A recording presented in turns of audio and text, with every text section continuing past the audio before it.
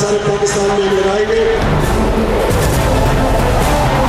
8,000 अरब रुपया हर साल इंशाल्लाह इस अकाउंट से इकट्ठा करके दिखाऊंगा आपको। साहब इन 11 नुकात के अंदर कौम को बताएं कि KPK में पिछले 5 साल में क्या।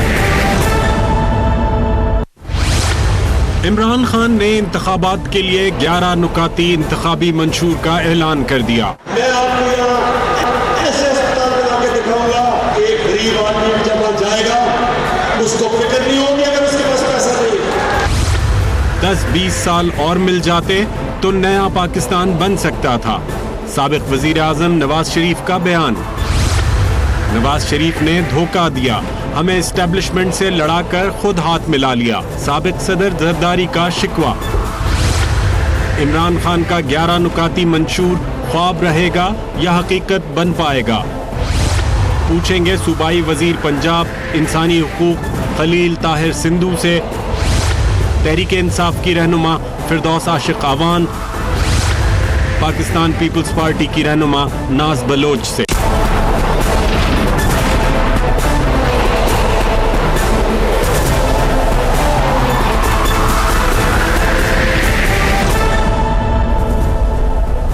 And very warm welcome to the show. मुल्क में अब इंतखाबी मैदान सज गया लगता है, माहौल बनता जा रहा है इलेक्शंस का। बहुत सारी छहमगोइयाँ हुई शुरू में कि इलेक्शंस होंगे या नहीं, मगर बहरहाल पॉलिटिकल पार्टीज ने अपनी पोजीशनिंग करना शुरू कर दी है।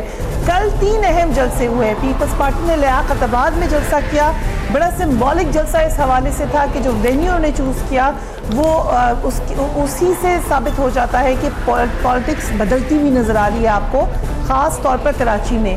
दूसरा बड़ा जलसा हमने देखा कि MMA ने किया मर्दान में, अगेन खैबर पख्तूनख्वा जहाँ पे PTI की हुकूमत है, एक नया अलायंस वहाँ पर उभर रहा है।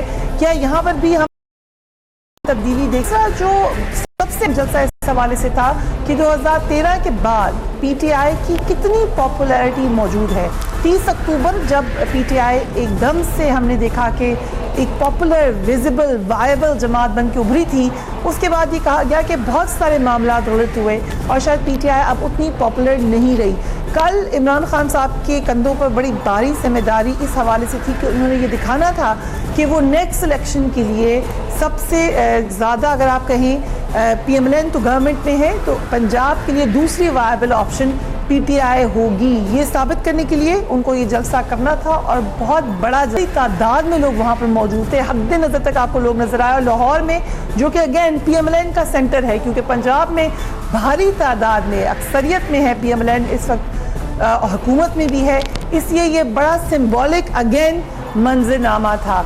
बहुत से लोगों को जिनको शकूक व शुबहात थे PTI की पॉपुलैरिटी के हवाले से, उनको इन शकूक व शुबहात पर नज़रसानी करना पड़ेगा। सो हम नज़र आ रहा है कि नेक्स्ट इलेक्शंस में जा रहे हैं और अलायंसेस भी बनेंगे, पोजीशनिंग भी होगी, और इसीलिए कल हमने एक वाज़ेह तब्दीली देखी इमरान खान साहब की तकरीर में।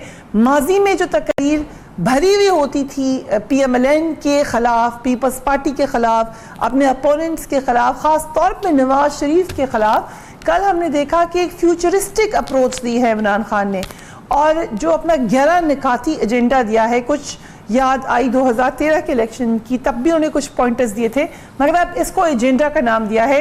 स्लोगन में भी थोड़ी सी तब्दीली की है।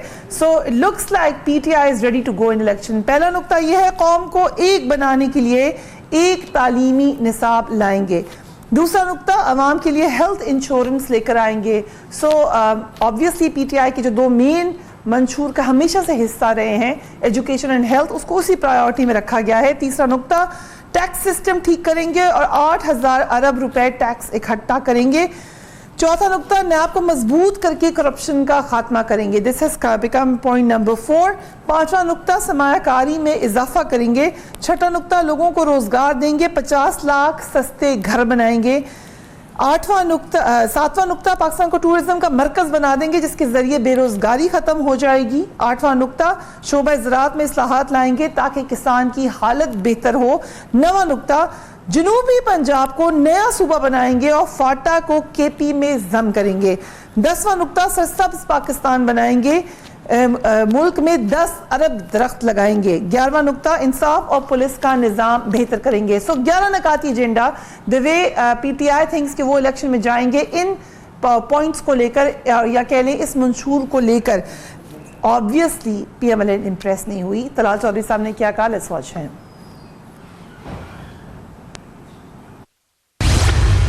खान साहब इन 11 नुकात के अंदर कौम को बताएं कि KPK में पिछले 5 साल में क्या की। मैं तो कल सारा जलसा इस हसरत से मैंने देखा कि अभी वीडियो चलाएंगे कि 350 डैम जो है वो बिल्कुल तैयार है, करप्शन जो है वो ख़त्म हो गई है, तालीम वहाँ जो है वो बिल्कुल ऑक्सफोर्ड की तरह की है। आपने 11 नुकात में पिछले 5 साल में क्या किया? हमें तो कोई एक चीज़ भी उधर नहीं मिली। और ये इमरान खान साहब जो हैं, ये इनका रीलॉन्च था। रीलॉन्च उसी चीज का होता है जिसका पहला लॉन्च फेल हो जाए। इमरान खान का रीलॉन्च था। जिस तरीके से बिलावल भुट्टो के ऊपर इल्जाम लगते रहे, आज इमरान खान साहब के लिए उन्होंने कह दिया। साथ ही ये भी कहा कि उनकी हुकूमत खैबर पख्तूनख्वा में नवाज शरीफ साहब ने क्या कहा, लेट्स वॉच। ये इनफ इज इनफ। हमने इस दहशतगर्दी को, लाकानूनियत को, ये चोरी, डाके और रैंसम विद मर्डर, बताखोरी और सब चीज़ों को हमने बंद करना है। ये जो वारदातें और डकैतियाँ होती हैं सड़कों पे, चलती चलती गाड़ियों से मोबाइल छीने जाते हैं। सिंध में भी आज 10 साल होने को है सिंध के अंदर पीपल्स पार्टी के सूबाई हुकूमत को। मैं पूछना चाहता हूँ उनसे कि उन्होंने 2000 से लेकर तो 2013 तक क्या काम किया वहाँ पर? क्यों नहीं उन्होंने इस पे हाथ डाला? क्या उनका ये फर्ज नहीं था? खलील ताहिर सिंधु साहब, PTI का जलसा अगर हम कंपेयर करें 30 अक्टूबर से, तब भी आपको याद होगा परवेज रशीद साहब ने कहा था कि इतनी तादाद में लोग नहीं थे। क्या मैसेज गया है कल के जलसे से? डू यू थिंक कि अभी भी पॉपुलैरिटी तो अपनी मनवा ली है PTI ने for the next election? Thank you Priya, बहुत शुक्रिया आपका प्रोग्राम पे बुलाने का। जो 30 अक्टूबर 2011 का जलसा था, जब हम देख रहे थे तो लगता था जैसे फैमिलीज़ जो थी वो अपने अपने, हम भी हैरान थे कि ये कौन से लोग सारे अपने बच्चों को लेके, अपना हाथों में मिनरल वाटर की बोतलें लेके, बर्गर लेके, सारा कुछ। लेकिन वो बहुत बड़ा जलसा था, उस बात से इनकार नहीं किया जा सकता। लेकिन कल जो इनका प्रोग्राम था, ये था पूरी दुनिया से, पूरे पाकिस्तान से, और इन्होंने अपने उम्मीदवारों को टास्क दिया था कि पूरे 4 सूबों से, बल्कि कश्मीर से बंदे लेके आने हैं। लेकिन इनके अपने और आपके बहुत सारे एंकर्स जिन्होंने खुद इस बात का एनालाइज किया, उसको उन्होंने खुद कहा है, मतलब मैंने तकरीबन तमाम टेलीविजन पे सुना है, और उन्होंने कहा कि ये उससे छोटा जलसा था।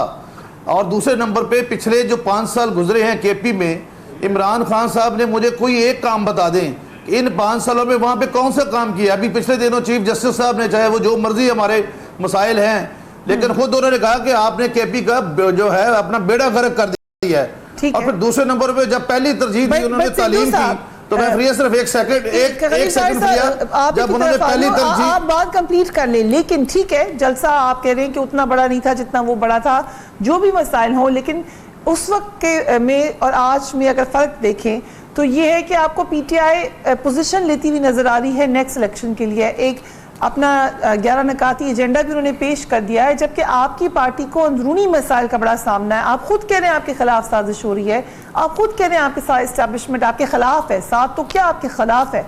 सो ऐसे में क्या एक बड़ा चांस नज़र नहीं आ रहा कि नेक्स्ट गवर्नमेंट PTI की हो सकती है?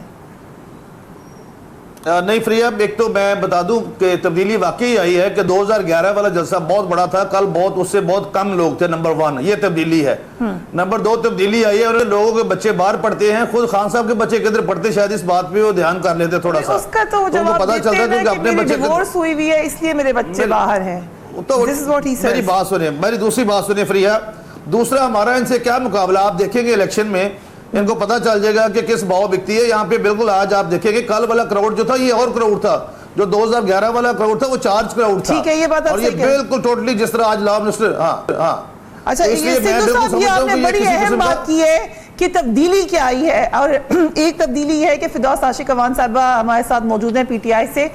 2011 का जब हम जिक्र करें तो PTI में नहीं थी, लेकिन इसको हम खुशाइन तब्दीली कह लें फिरदौस आशिक अवान साहबा के। ये लग रहा है कि इलेक्टेबल्स भी आपके साथ हैं, कल आपने स्ट्रेंथ भी दिखा दी। सो कितना चांस है नेक्स्ट इलेक्शन में PTI के जीतने का? शुक्रिया। मैं डेट ज्वाइन कर रही हूँ। कल का प्रोग्राम और जितना मोबिलाइजेशन के बाद एक तारीखी political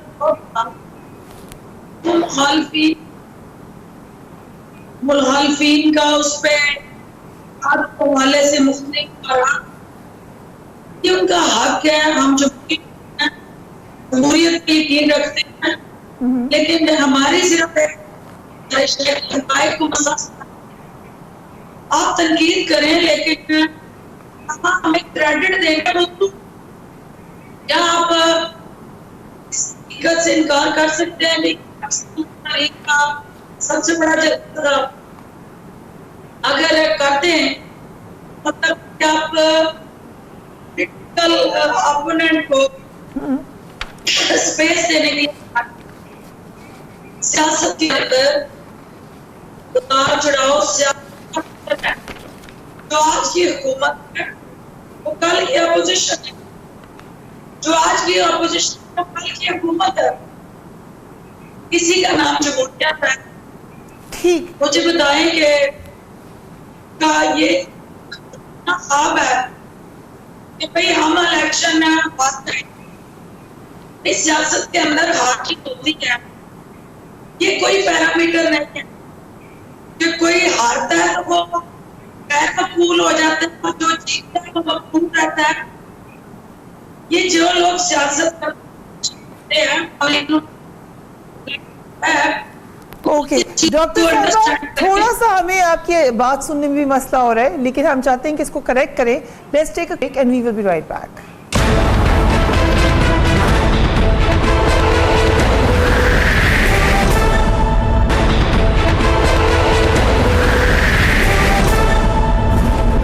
and welcome back. Doctor साहबा, जो 11 नकाती एजेंडा दिया है इमरान खान साहब ने, इसी किस्म का एजेंडा पिछली दफ़ा भी दिया गया था खैबर पख्तूनख्वा में। अगरचे आपने इम्प्लीमेंट करने की कोशिश की है, मगर वहाँ पे कंप्लीट तब्दीली तो नहीं कह सकते। तो इसको हम अभी भी ये समझें कि ये कोशिश होगी, लेकिन ये इम्प्लीमेंट होना मुश्किल है। पाकिस्तान का जो दो तरह के जो है वो जो अवाम की सेंटिमेंट और उनके आंखों के तहफ़्फ़ुज़ के दामन है। एक है आपके लेजिस्लेटर, दूसरे हैं इम्प्लीमेंटर। कानून आपके मुल्क में जितने अगर इम्प्लीमेंटेशन नहीं होती तो वो पैमानी है, और उसके लिए ब्यूरोक्रेटिक स्ट्रक्चर पर उसकी रीवैम्पिंग और उसके अंदर भी रिफॉर्म्स। मैं बिल्कुल आपसे एग्री करती हूं, जितना मर्जी रोड मैप एक्टिव हो, वे फॉरवर्ड हो, पाकिस्तान तहरीक इंसाफ के हमारे लीडर इमरान साहब दिया तो हम अवामी ख्वाहिशात ठीक है, लेकिन ब्यूरोक्रेटिक रवैये, ब्यूरोक्रेटिक लैंडस्केप और ब्यूरोक्रेसी का जो टेक्निज्म है उससे भी कोई इनकार नहीं कर सकता। यही हमारे लिए चैलेंज है पाकिस्तान तहरीक इंसाफ के लिए कि हमने इन 11 निकात को ट्रांसफॉर्म कैसे करना है रियलिटी। मैं पूरा उम्मीद बहुत मदद करती है। इमरान खान साहब जिस डेडिकेशन के साथ पाकिस्तान के अवाम के इश्यूज को नेशनली, इंटरनेशनली, डोमेस्टिकली एड्रेस करना चाहते हैं, उसके लिए हर्डल्स जो आप उठा रही हैं या फोर्स, इनको हम ओवरकम करें। लेकिन मॉडल तो खैबर पख्तूनख्वा फॉलो करेंगे ना, जैसा कि पीएमएल ने भी कहा है कि फिर आपको करके दिखाना भी तो होगा नेक्स्ट इलेक्शन में कि देखिए हमने ये कर दिया है। देखिए, पहली बात तो ये है कि आपकी एक ग्राउंड में थोड़ा सा महदूद वसाइल में खेलने का,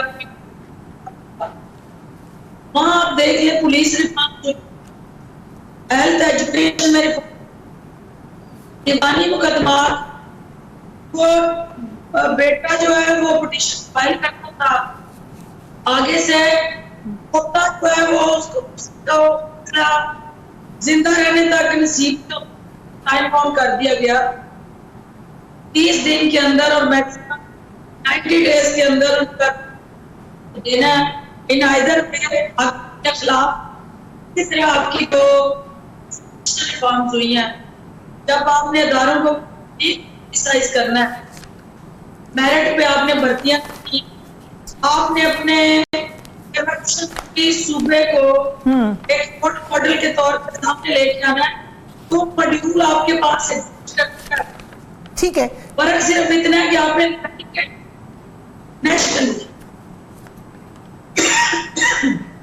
राइट अगर हम सिद्धू साहब ये 3 पॉइंट्स पहले आपके सामने ले आए फिर बाकी भी ले आते हैं हेल्थ एजुकेशन रिफॉर्म्स के हवाले से अगर बात कर ली जाए और पुलिस रिफॉर्म के हवाले से क्योंकि खैबर पख्तूनख्वा को तो आप सवाल उठा रहे हैं लेकिन आप काफ़ी ज़्यादा अरसे से पंजाब में हैं पीटीआई की निस्बत तो इन तीनों में आपके ख्याल से पंजाब की कारकर्दगी बेहतर है खैबर पख्तूनख्वा से?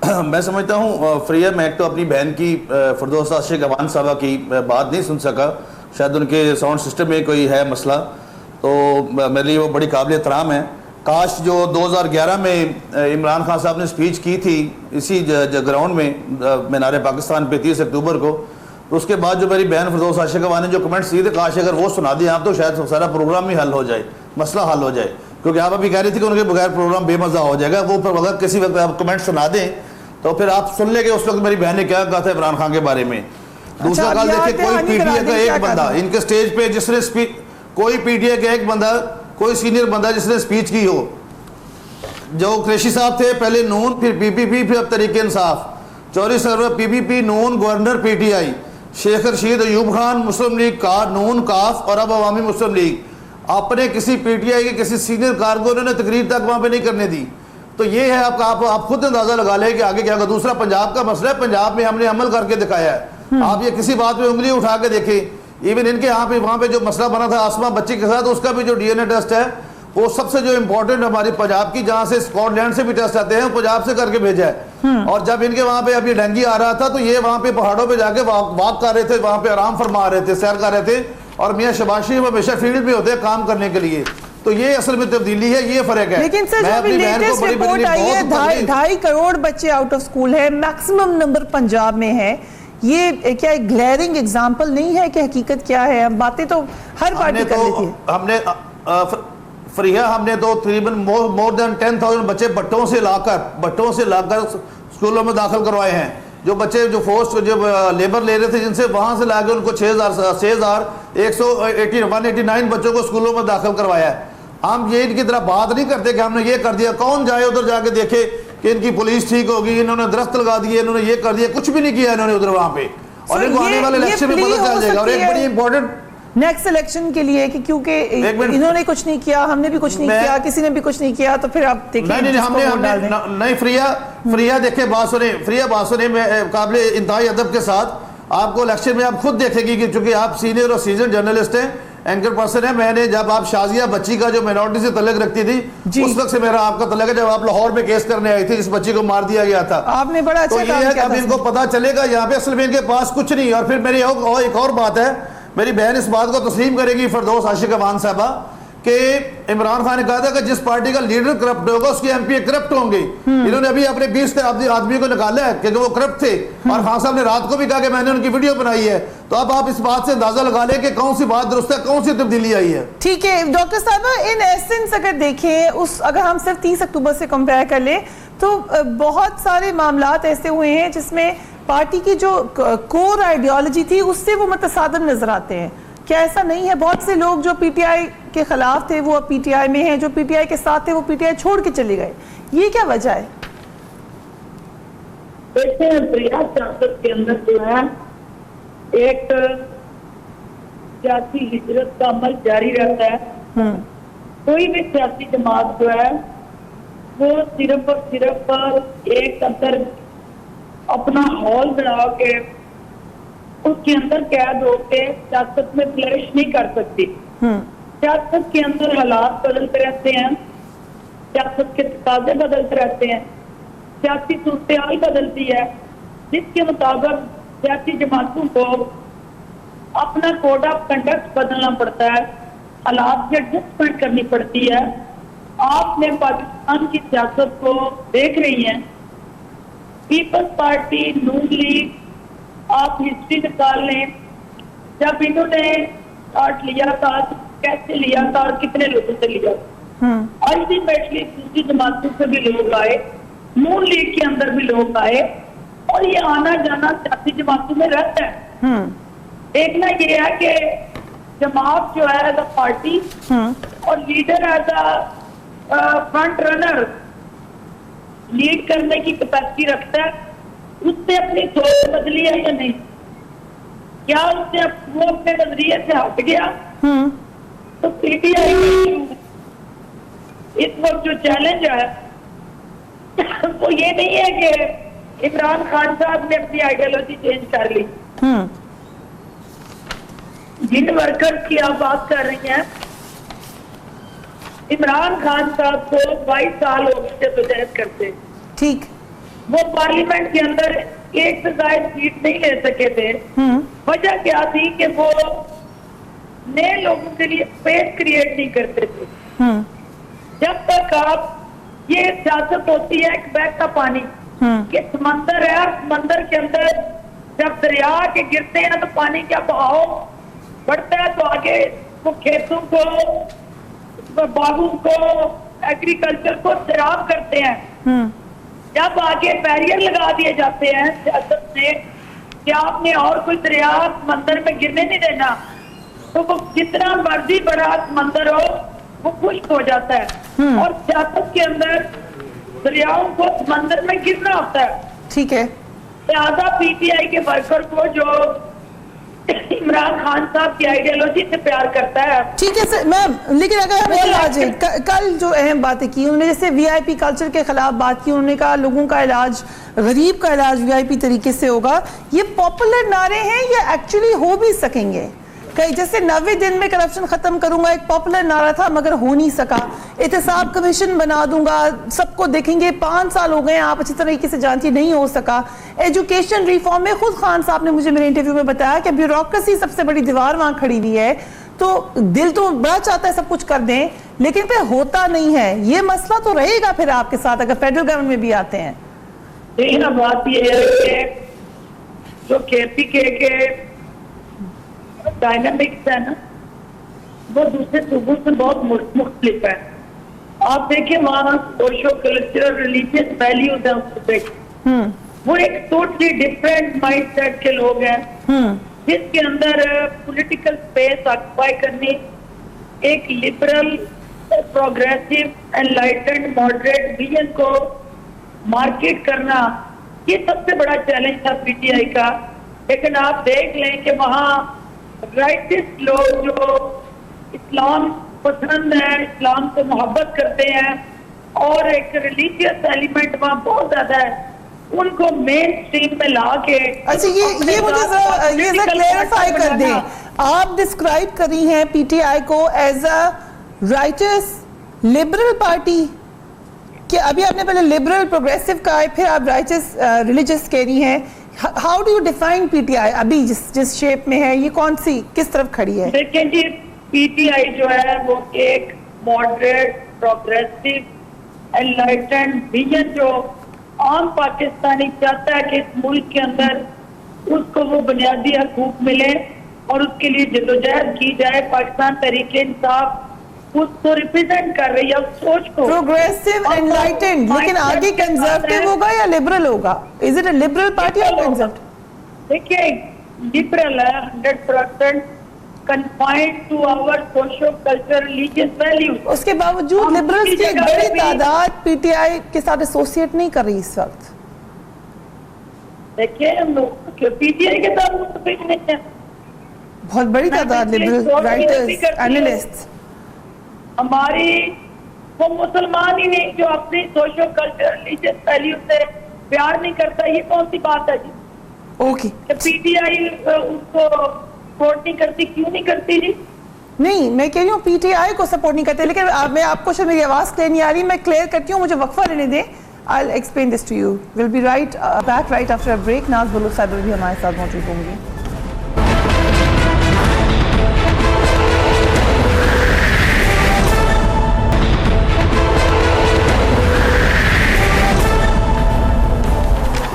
Welcome back. आज की बहुत अहम खबर यह है कि आसिफ जरदारी साहब ने जो स्टेटमेंट दी है नवाज शरीफ साहब के लिए, वो मुंह बोलता सबूत है कि मामला PTI PMLN के बड़ी दूर तक ख़राब है. छुपाया भी नहीं जरदारी साहब ने कोई बात को. कह रहे हैं हम नवाज शरीफ को जितना भोला समझते हैं वो उससे कहीं ज़्यादा मौका परस्त हैं.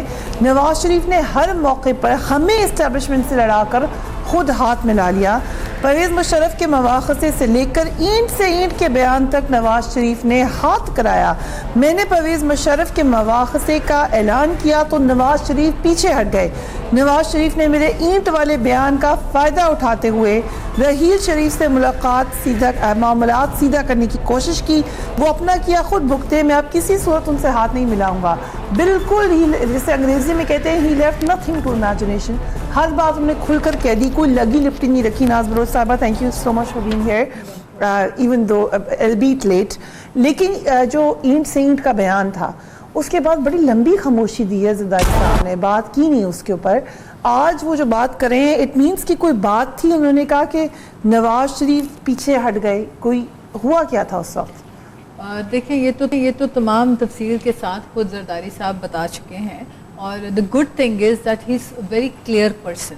उन्होंने कभी भी, जिस तरह आप कह रही हैं कि लगी लिपटी बात नहीं की, जो भी बात है उसको क्लैरिटी के साथ वो कर रहे हैं. और वो ये भी बता रहे हैं वाज़े तौर पे कि मियाँ साहब का जो उनका एक सेल्फिश नेचर और रवैया है और वो सेल्फ सेंट्रिक जो सोच मियाँ साहब की है, उसी की वजह से मियाँ साहब ने हमेशा औरों को भी नुकसान दिया और अपने आप को भी इस दफ़ा नुकसान इसी वजह से वो देकर बैठे. बट मेरे बयान से फायदा उठाकर खुद रहील शरीफ से मामला ठीक है, मतलब ये कि मुझसे बयान करवा दिया फौज के खिलाफ. नहीं, देखिए नवाज शरीफ साहब ने कहा था सियासत में मौकों का फ़ायदा उठाना और डेमोक्रेसी की. देखें, द ओरिजिनल थिंग इज़ कि पीपल्स पार्टी की हमेशा जब भी फाइट रही है वो डेमोक्रेसी के लिए रही है. For the restoration of democracy कुर्बानियां भी दी, जाने भी गई. कराची ऑपरेशन के तनाजुर में था ना बयान, उसका डेमोक्रेसी से तो कोई ताल्लुक नहीं था. देखिए, बात यह है कि जिस तनाजुर में उस वक्त जो स्टेटमेंट्स दिए गए उसके ऊपर इलेबरेट करके खुद जरदारी साहब खुद बता चुके हैं. वो खुद वाज़े तौर पर बता रहे हैं कि उस वक्त की क्या सिचुएशन थी और वो ये भी साथ में बता रहे हैं कि मियाँ साहब का क्या रोल था. तो मियाँ साहब बैक एंड जो उनके राब्ते होते हैं लोगों के साथ, वो सियासी जमातों के साथ कुछ और होते हैं और फ्रंट में आके वो कुछ और होते हैं. ये तो मैं नहीं कह रही, मियाँ साहब के अपने सिटिंग MNAs और MPs उनके लिए कह चुके हैं कि मियाँ साहब हुकूमत में आते हैं तो उनके रवैये और हो जाते हैं और हुकूमत से जब हटते हैं तो उनके रवैये और हो जाते हैं. ये बात बिल्कुल अक्सरियत की राय ये है जो PMLN में है. सिंधु साहब, ये क्या वजह है, क्या कहानी सुनाई है जरदारी साहब ने? तो फिर जो गोइयां थी कि ये स्टेटमेंट नवाज शरीफ साहब की मर्जी से दी गई. एक तो आपके तवस्सुत की वजह से मैं अपना नाज़ बलोच को सलाम करना चाहता हूँ. अस्सलाम वालेकुम. और चूँकि मेरा काफ़ी इनसे यहाँ पे हम मुख्तलिफ शोज़ में रहे हैं, यहाँ पे ये जो आपने खुद ही बात कर दी, ये जो ईंट से ईंट बात बजाने वाली बात थी, ये जरदारी साहब को मियाँ नवाज शरीफ ने तो नहीं कहा कि ये बात करें आप. हमने तो कभी इनसे कोई ऐसी बात नहीं की. लेकिन आज एक और र्यूमर भी चल रही है कि जरदारी साहब के तर्जुमान ने कहा कि जरदारी साहब ने कोई ऐसी बात किसी सहाफ़ी से नहीं की. ये अभी शाम को जो इतला आई है हमें. इसके अलावा आप अभी जो मेरी बहन फरदौस आशिक अमान से पूछ रही थी कि आपकी पार्टी लिबरल होगी, प्रोग्रेसिव होगी, इनसे पूछो ये फंडिंग किसको कर रहे हैं वहाँ पे? ये PMLN की क्लासिक मीडिया हैंडलिंग है, खबर लीक करके बाद में फिर जाना. अब बाकी लोग भी इसे सीख रहे हैं ना, तो इससे खबर तो निकल जाती है. जी नहीं, जिस तरह से भी बात आई है अभी ये शाम को हमें पता चला है कि कोई जरदारी साहब ने स्टेटमेंट दिया, उनके तर्जुमान ने अभी ये बात की है कि उन्होंने मियाँ नवाज शरीफ साहब के बारे में कोई ऐसी बात नहीं की. लेकिन नहीं हो, अगर की भी तो सियासतदान है, उसको हम बाद में देखेंगे उससे किस तरह से. लेकिन मैं आपकी उस बात से वो कहते हैं जिस तरह के अभी आप फरमा रही थी मेरी बहन फरदौस आशिक अमान, मुझे तो ये काबिल पिटी लग रहे हैं. PTI नहीं पिटी, काबिल पिटी. और ये आप देखेंगे इंशाल्लाह ये वैसे भी पिट जाएंगे. सियासत में इनको समझ आ जाएगी कि सियासत होती है. एक सवाल इसी से रिलेटेड. डॉक्टर साहबा, जब मेमो गेट का इशू हो रहा था, आप बड़े अहम ओहदे पे थी, उस वक्त क्या सपोर्ट कोई थी जरदारी साहब को नवाज शरीफ साहब की तरफ से या नहीं?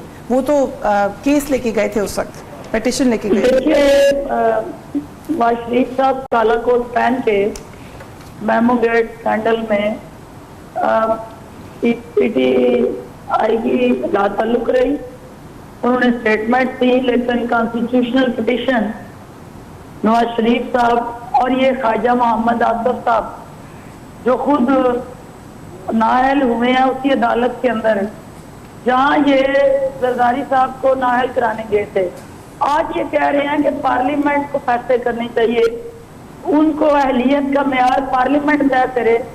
मेमो गेट स्कैंडल में ये काला कोट पहन के उस वक्त क्या दाल चने बेचने गए थे, आलू छोले बेचने गए थे, क्या करने गए थे? ये नवाज शरीफ साहब का वतीरा रहा कि जब ये पावर में आते हैं तो ये सियासी मुखालफिन को दीवार से लगा। ठीक है डॉक्टर साहब, हम माजरत के साथ